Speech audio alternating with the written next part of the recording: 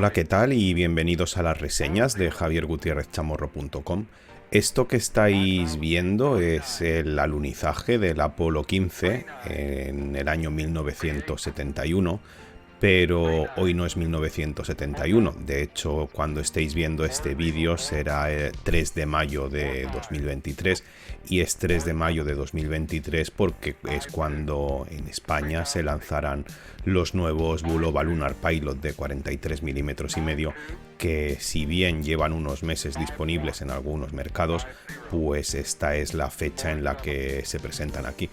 Y veréis, tengo los dos nuevos modelos que se van a lanzar en España, en Ibérica, de hecho, en España y Portugal, de la mano de Bulova, y todo ello gracias a Manel Cruz, del que pudisteis ver la entrevista que os enlazaré en las tarjetitas. Así que, aunque estamos en abril cuando grabo esto, vosotros lo vais a ver el 3 de mayo, momento en el que se liberan estos modelos. Por tanto, una interesante exclusiva y algo que nos retrotrae hasta 1971.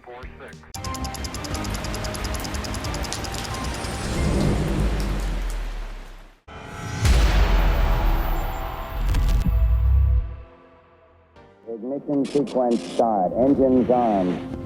5, 4, 3, 2, 1. Liftoff. We have liftoff at 9:34 a.m. Eastern Daylight Time. Hola, ¿qué tal? Y ahora sí, bienvenidos a las reseñas de javiergutierrezchamorro.com. Lo habéis visto en el título, son los nuevos Bulova Lunar Pilot, se les conoce como Bulova Lunar Pilot 43, en realidad son 43,5 milímetros de diámetro, y son los modelos que ya os decía que se venden en otros mercados, por ejemplo en Estados Unidos y en Reino Unido, pero que no se vendían oficialmente en España ni en Portugal. La intro que os he puesto es parte de un vídeo promocional de Bulova, donde ya habéis visto que juega súper bien con la misión del Apolo 15 y lo que pasó allí. Hay verdaderos monográficos en la web y quizás también en YouTube acerca del Apolo 15 y estos Bulova Lunar Pilot, pero dejadme que os haga una breve introducción, un breve resumen sobre por qué estos relojes, o al menos el reloj en el que se inspiran, es legendario. Cuenta la historia que durante la misión del Apolo 15, el comandante de la misión, David Scott o Dave Scott, tuvo un problema durante el segundo paseo espacial, lo que se llama el EVA-2, la maniobra extravehicular número 2. Llevaba en su muñeca el Omega Speedmaster, que es el reloj que la NASA prestaba como dotación a la tripulación de los vuelos espaciales. Era el reloj oficialmente aprobado para este tipo de misiones, y parece ser que el cristal se le dañó y no pudo usar ese reloj durante la maniobra. Scott lo confesó tiempo después, que debido a que dejó de funcionar su reloj, pues optó por usar el reloj personal que llevaba como backup en aquel momento. La historia es un poco estrambótica y nunca sabremos cuánto hay de verdad y cuánto de leyenda, pero os la cuento tal cual se explica o está la versión más aceptada. Os decía que Dave Scott pues decidió recurrir como reloj de backup a su propio reloj personal. Sabéis que, si no lo sabéis os lo digo, en los vuelos espaciales dejan llevar algunos objetos personales, y casualmente entre esos objetos personales pues Scott decidió llevar un reloj de Bulova. Pues bien, decide utilizar ese reloj secundario de Bulova, y ese reloj pues lo que es un prototipo de la compañía estadounidense Bulova, que se dice que le habían regalado.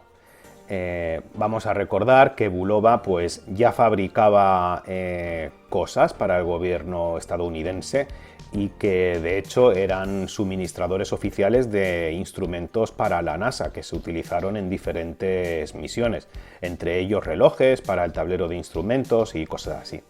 Así que no es raro pensar que cuando la NASA decidió homologar algunos de los relojes que encontraron y el ganador fue el Omega Speedmaster, y que ningún Bulova fue seleccionado, no porque no ganara, sino porque no formó parte de la cata inicial, pues que a Bulova le doliera eso, ¿no? Y perder un poco la batalla frente a Omega, siendo además Bulova estadounidense y siendo Omega suiza, es decir, de fuera de allí. Entonces, pues bueno, parece ser que los ejecutivos de Bulova no se rindieron y lo que se les ocurrió fue pues acudir a una vía extraoficial, que fue el comandante Scott, que se sabía que iba a viajar a la Luna. Entonces aquí ya lo que no se sabe es si a Scott le pagaron por llevar este prototipo y además por subirlo a bordo del transbordador, o si lo hicieron gratis o el qué. El caso es que el 2 de agosto de 1971 Dave Scott salió a hacer su tercera EVA, la EVA 3, a la superficie de la Luna, y lo que llevaba en la muñeca de su traje espacial pues era el prototipo de Bulova. Ese prototipo de Bulova pasó a la historia por ser el primer y único reloj de propiedad privada que ha estado en la Luna. Los Omega Speedmaster ciertamente han estado varias veces en la Luna, pero no son de propiedad de los astronautas, sino son propiedad de la agencia, de la NASA. Así que, bueno, ese Bulova, de hecho, en 2015 fue subastado y se vendió por nada menos que 1,6 millones de dólares. Bueno, ahora está en manos o en 2015 lo compró un coleccionista privado, y eso es lo que hizo que tras mucho tiempo de abandono, después de ese prototipo del año 1971, pues Bulova decidiera lanzar en algunos mercados los actuales y que todavía se venden Lunar Pilot de 45 milímetros. Esos relojes, que se venden en diferentes variantes, pues han dado paso como complemento y sin descatalogar en principio a los de 45 a estos nuevos modelos de 43 milímetros y medio. Hay varias cosas interesantes que os quiero comentar antes de que les echemos un vistazo. El primero es que los de 45 milímetros, es decir, los 96B251 con correa, cuestan en España 529 euros y los 96B258 con brazalete cuestan 599 euros. Sin embargo, estos modelos de 43,5 pues cuestan algo menos, cuestan 579 euros, que oye, no es mucha rebaja, pero está bien. Lo que es más interesante es que estos modelos, los modelos que aquí llamamos 98A305 en blanco y azul y 96A299 en negro, que son equivalentes a los 98K112 y 96K111 respectivamente, son también más baratos que en otros mercados. Para que os hagáis una idea, en Estados Unidos el precio recomendado son 895 dólares y aquí son 579 euros. ¿De dónde viene ese recorte de precios? Pues en primer lugar porque en otros mercados vienen con una correa secundaria y aquí se venden solo con brazalete. Pero bueno, además es que se ve que se ha hecho un esfuerzo en que su precio sea más competitivo. Vamos a empezar por el viejo conocido, la versión en negro. Esta versión pues obviamente es la más fiel al prototipo de Dave Scott. Es muy similar al de 45 milímetros, que de hecho os voy a poner la comparativa aquí para que veáis las diferencias, y lo que cambia esencialmente es que su diámetro pasa de 45 a 43,5, como su nombre indica. El grosor más o menos se mantiene, depende donde leáis, dice 13,5 o 13,1, mantiene el mismo ancho entre asas, la misma resistencia al agua de 50 metros, el mismo tipo de cristal de zafiro con tratamiento antirreflejante y de hecho mantiene el mismo calibre del de 45 milímetros, es decir, es el Bulova NP20, que funciona a 262 kHz, como veis aquí, es decir, a alta frecuencia, gracias a que utiliza 3 cristales de cuarzo convencionales, los que van a 32K, a 32.768 Hz. No hay muchas especificaciones de este calibre. Cuando me preparaba pues esta toma de contacto estuve investigando y parece ser que ni siquiera se declara el tipo de pila que lleva, que es una SR927W, es decir, una 395 en terminología suiza. No se comenta nada sobre los detalles del calibre, por los que la gente que lo ha abierto queda claro que es un calibre de cuarzo sin rubíes, no jewels o zero jewels. No declaran la autonomía y la precisión, depende de dónde leamos, nos dirá que son más o menos 5 segundos al mes, que está excelente, o más o menos 10, que está muy bien. También se dice que este NP20 en realidad es lo que se llama también Bulova 8136, que no deja de ser una base Miyota 6S20, pues eso, aumentada de frecuencia gracias a los 3 cristales de cuarzo. ¿Qué me llama la atención de este reloj? Bueno, pues que si os fijáis, no tenemos ventana fechadora y si lleva el mismo calibre que el Lunar Pilot de 45 milímetros, pues seguramente tendremos posición de corona fantasma. He leído por ahí que algunos se quejan de que en realidad este reloj no tiene fechador y este calibre tampoco, pero que Bulova les da la misma denominación pese a ser distintos. Bueno, la forma de comprobarlo es súper fácil, yo ya lo he chequeado y si extraigo la corona a la misma posición, veréis que efectivamente está el problema, que para mí es importante y para otra gente lo es menos, de la corona fantasma. De hecho, hasta se oye el clic de cómo cambia el fechador que no es visible en esta esfera o en esta carátula. Más cosas interesantes, pues esta versión, la versión Panda con fondo blanco y subdiales en azul y bisel interno en azul, es una pasada y es una novedad. Yo ya lo había abierto para verlo y realmente es que su aspecto es muchísimo mejor que en las fotografías oficiales. Fijaros el texturizado que tiene, no es un blanco plano, si es un blanco texturizado, muy tridimensional, muy... bueno, un aspecto realmente de reloj más caro de lo que aparenta. ¿Qué más tenemos? Pues bueno, además de que esta versión es nueva, no existían los de 45 milímetros, pues fijaros que no se han limitado solo a cambiar la esfera y las subesferas, sino que han pulido todos los detallitos. Fijaros los pulsadores que pasan de ser de acero a ser de acero azulado. Además se respeta la peculiar forma de estos pulsadores y bueno, vamos a dejar las partes más interesantes para el final, que son las de cómo funciona este calibre.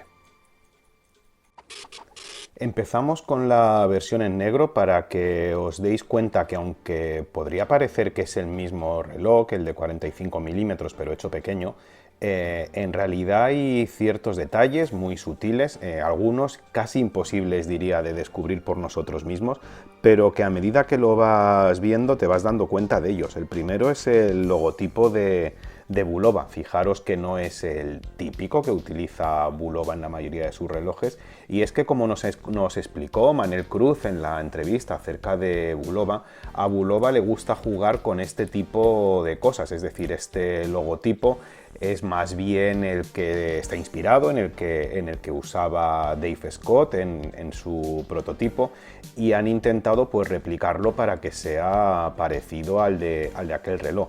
De hecho, esta versión de 43,5 milímetros, los cambios que tiene son esencialmente para ser más parecido al que utilizó Scott.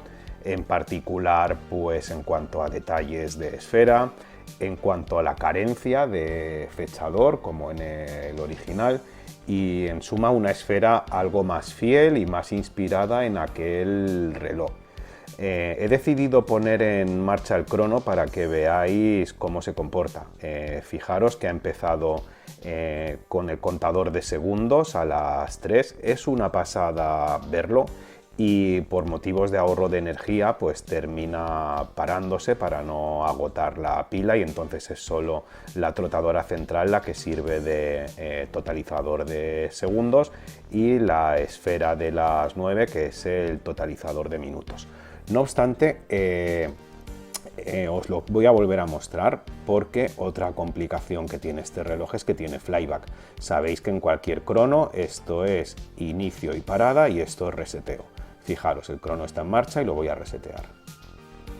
Automáticamente el módulo resetea y lo tenemos listo para empezar sin haberlo tenido que detener, es decir, complicación de flyback. Voy a volver a poner en marcha para que veáis. Fijaros a las 3 la suavidad del totalizador, del contabilizador de segundos. Es una pasada lo suave que se mueve.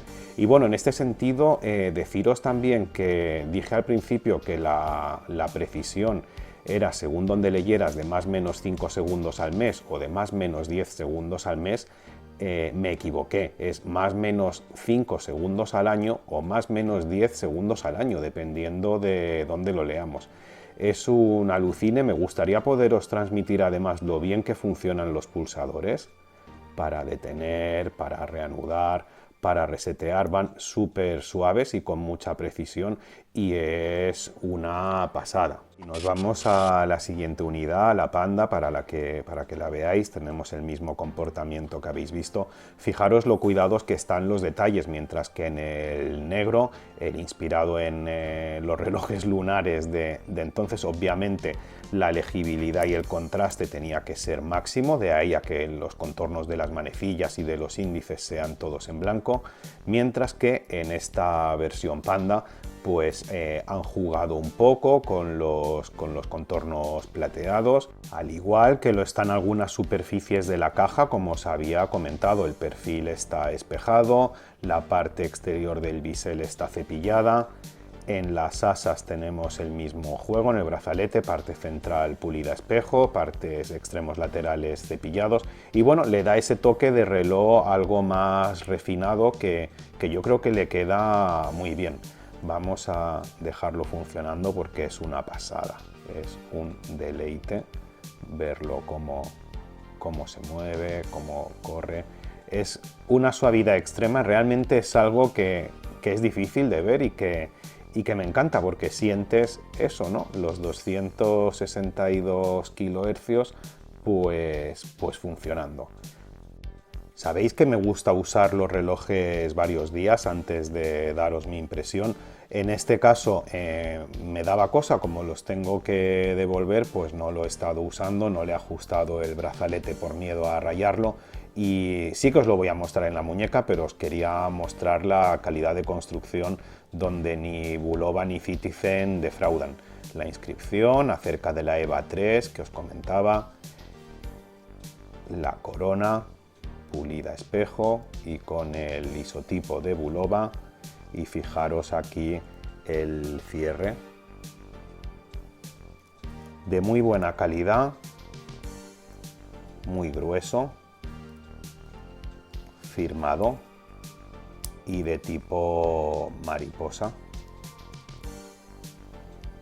Una trasera que va roscada.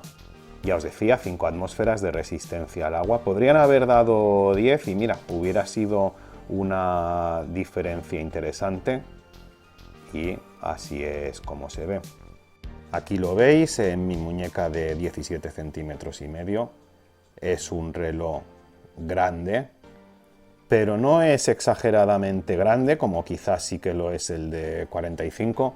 Antes he utilizado el término masculino, perdonadme los de igualdad, pero bueno, es eso, es para muñecas grandes o para muñecas contenidas como la mía, pero que les gusta sentir y ver el reloj.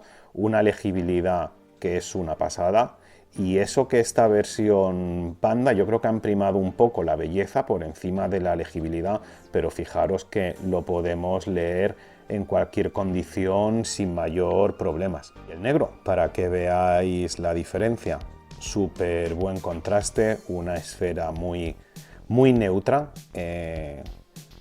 con la escala taquimétrica en el exterior, y así es como queda en la muñeca. Fijaros. No sé, es un reloj que a simple vista me gusta, me gusta un montón. Es esa mezcla racing, espacial, aeronáutica, bueno, lo que representa la conquista del espacio, pero sin tenerte que gastar lo que la marca que sí que fue homologada te piden por él, y con una calidad que no seré yo el que diga que es la misma, pero tampoco es que esté demasiado alejada, al menos en cuanto a lo que se ve y en cuanto a lo que se siente.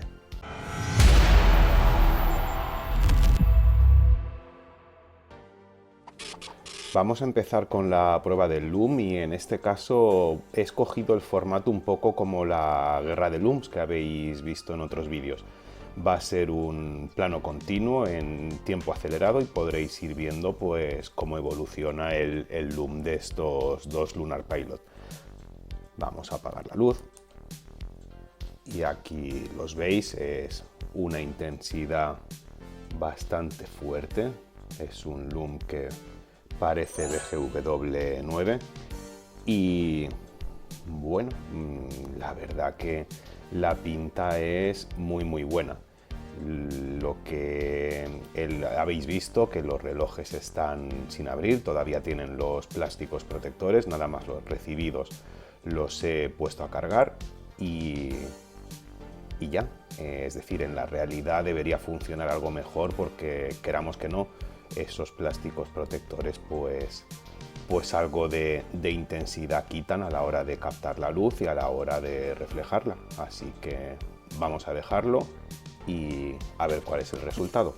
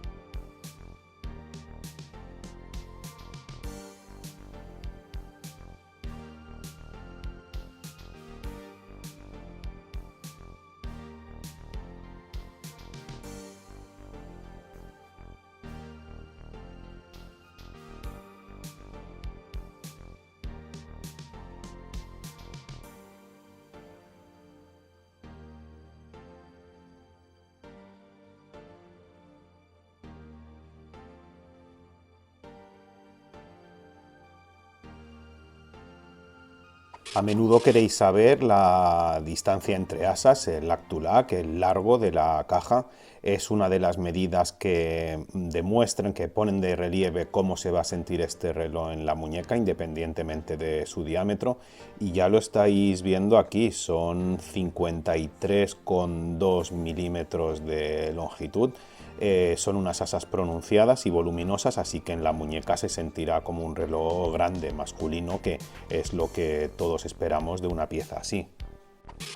Como no he encontrado que se declaren las cifras de peso, y aprovechando que el reloj está con el brazalete completo, con todos sus eslabones, pues aquí lo tenéis en la balanza de precisión calibrada, son 182 gramos.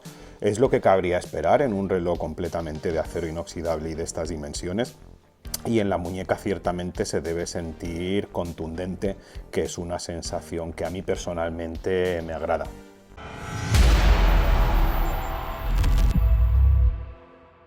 Pues esto ha sido todo en la reseña de hoy, espero que os haya gustado, que lo hayáis disfrutado y, como siempre os digo, suscribiros al canal, que realmente apoya mucho, y nos vemos en la siguiente. Suscribiros al canal y darle like.